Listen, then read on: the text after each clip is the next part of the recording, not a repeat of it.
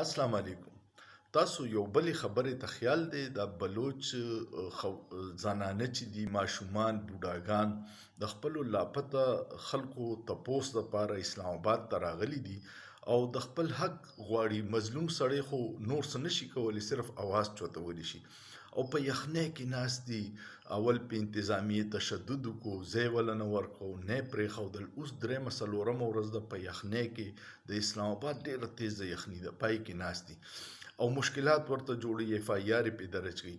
مختلف پارټیانو خلک لاړه، د جماعت اسلامي سینیټر مشتاق لاړو، شیر افضل مروت لاړو، میډیا والا ورله لاړه، خو مولانا فضل الرحمن صاحب بالکل د دغې حقوقو د باره کې خاموشه دی او هغه دام ده چې اوس د پشین بلوچستان نه به ودرېږي، خو د دې بلوچیانو چې چا مظلومان دي د هغوی آواز چوتولو ته نه دی تیار. چې څه وجه ده؟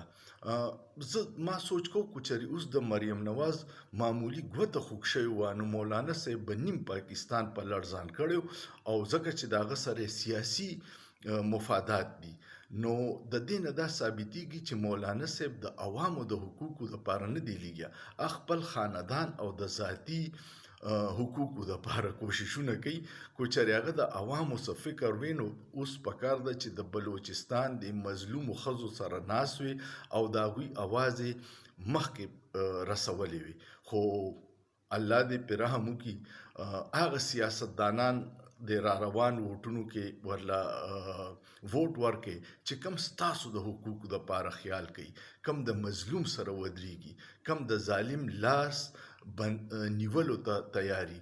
داسې نه چې صرف د خپل خاندان او د خپل ذات سوچ کوي او د عوامو اوږې استعمالي اقتدار دپاره او بیا 15 کاله ترې عوام بالکل یري. نو دغه ټول کردارونه په دې تیرو 2 کالو کې خو ډېر واضحه شو چې چا هیلث کارت ختم کړی دی، چا مهنګایي راوستې، بېروزګاري راوستې ده او د عوام نه بیا مخ پټوي او اوس به بیا راوځي غم ښادو کې به هم ګرځي او جنازو له به هم ډېر ځي. خو ما وی چې د مولانا صاحب کو چا داسې څه بیان لیدلي چې د بلوچیانو د حقوقو دپاره یې کړي په دې موجوده وخت کې، یا دغې بلوچستان د زنانو له خپل نماینده لیږلي، نو ما ته خبر کې، ما ته خو پته نشته.